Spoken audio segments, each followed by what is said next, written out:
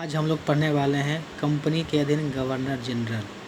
Regulating act 1773 ईस्वी के अनुसार बंगाल के गवर्नर को अब अंग्रेजी क्षेत्रों का गवर्नर जनरल कहा जाने लगा, जिसका कार्यकाल 5 वर्षों का निर्धारित किया गया।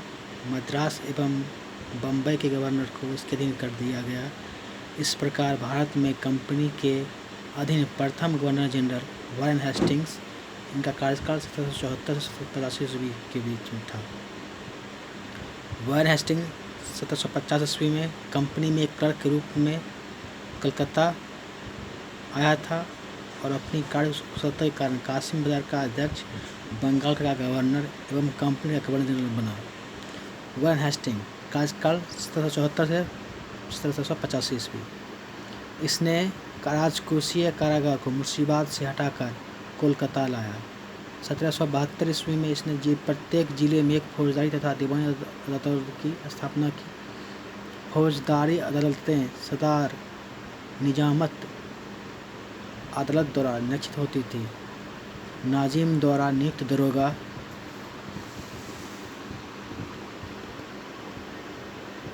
अदालत की अध्यक्षता करता था। दीवानी अदालत में कलेक्टर मुख्य न्यायाधीश होता था। जिला फौजदारी अदालत एक भारतीय अधिकारी के अधीन होती थी, जिसकी सहायता के लिए एक मुफ्ती और एक काजी होता था। कलेक्टर इस न्यायालय के कार्य की देखभाल करता था। अगला पॉइंट है, कलकत्ता में एक सदर दीवानी अदालत और एक सदर फौजदारी अदालत की स्थापना की गई। सदर दीवानी अदालत में कलकत्ता काउंसिल के सभापति और उसी काउंसिल के 2 सदस्य रायन और मुख्य कानूनगो की सलाह से न्याय करते थे। सदर फौजदारी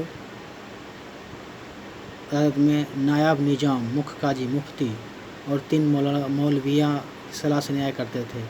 जिले की दीवानी और फौजदारी अदालत के मुकदमे अंतिम निर्णय के लिए सदर अदालतों में भेजे जाते थे। दीवानी मुकदमों में जातीय कानून अर्थात हिंदू के संबंध में हिंदू कानून और मुस्लिम के लिए मुस्लिम कानून लागू किया जाता था, जबकि फौजदारी मुकदमों में मुस्लिम कानून के लिए किया जाता था। 1772 में कोर्ट ऑफ डायरेक्टर्स ने द्वैध प्रणाली को समाप्त करने का तथा कंपनी को बंगाल, बिहार तथा उड़ीसा प्रांत की शासन व्यवस्था का उत्तरदायित्व संभालने का आदेश दिया। वारेन हेस्टिंग्स ने दोनों उपदीवानों मोहम्मद रजा खान तथा राजा सताब राय को पद से हटा दिया गया। हेस्टिंग्स ने नवाब की देखभाल के लिए मीर जाफर की विधवा बेगम को उसका संरक्षण नियुक्त किया। 1775 में मुन्नी बेगम को हटाकर मोहम्मद रजा खान को नवाब का संरक्षक नियुक्त किया गया। इसने 1781 ईस्वी में कलकत्ता में मुस्लिम शिक्षा के विकास के लिए प्रथम मदरसा स्थापित किया। इसी के समय 1782 ईस्वी में जोनाथन डंकन ने बनारस में संस्कृत विद्यालय की स्थापना की। गीता के अंग्रेजी अनुवादकार विलियम विलिकन्स चार्ल्स को वेस्ट हेस्टिंग्स ने आश्रय प्रदान किया।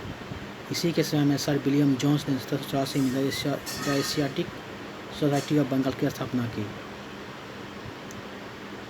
इसने मुगल सम्राट को मिलने वाला 26 लाख रुपये की वार्षिक पेंशन बंद करवा दी।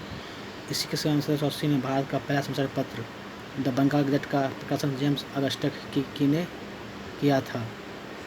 बहुत ही इम्पोर्टेंट पॉइंट है ये। इसी के समय में रेगुलेटिंग एक्ट के तहत 1774 ईस्वी में कलकत्ता में एक उच्चतम न्यायालय की स्थापना की गई, जिसका अधिकार क्षेत्र कलकत्ता तक था। कलकत्ता के बाहर का मुकदमा सभी सुना जाता था जब दोनों पक्ष सहमत हो। इस न्यायालय में अंग्रेजी कानून लागू होता था। इसका मुख्य न्यायाधीश एलिजा इम्फे थे, जिसे 1782 में इस्तीफा देना पड़ा। हेस्टिंग्स ने बंगाली ब्राह्मण नंद कुमार पर झूठा आरोप सजा दिलवा दी थी। प्रथम आंग्ल मराठा युद्ध 1785 1782 एवं द्वितीय आंग्ल मैसूर युद्ध 1782 के वारेन हेस्टिंग्स के समय में ही लड़े गए। प्रथम आंग्ल मराठा युद्ध सालवाई की संधि 1782 ईस्वी में एवं द्वितीय आंग्ल मैसूर युद्ध मंगलौर की संधि 1784 के दौरान समाप्त हुए। इसी काल में बोर्ड ऑफ रेवेन्यू की स्थापना हुई। हेस्टिंग्स ने संपूर्ण लगान के लिए हिसाब से देखभाल के लिए एक भारतीय अधिकारी राय राय की नियुक्ति की। इस पद को प्राप्त करने वाला पहला भारतीय दुर्लभ राय का पुत्र राजा बल्लभ था। 1786 में हेस्टिंग्स के जाने के पश्चात लगान परिषद का पुनर्गठन किया गया और एक अधिकारी नियुक्त सरिस्तादार की नियुक्ति की गई थी, जिसका कार्य अभी कानूनों के कागजों की देखभाल करना था। इस पद पर प्रथम नियुक्ति जेम्स ग्रांट की हुई।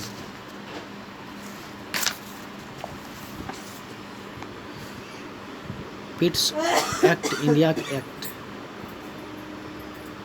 1784 के विरोध में इस्तीफा देकर जब गवर्नर फरवरी 1785 में इंग्लैंड पहुंचा तो बर्क द्वारा उसके ऊपर महाभियोग लगाया गया, परंतु 1795 में से आरोपों से मुक्त कर दिया गया। Thank you.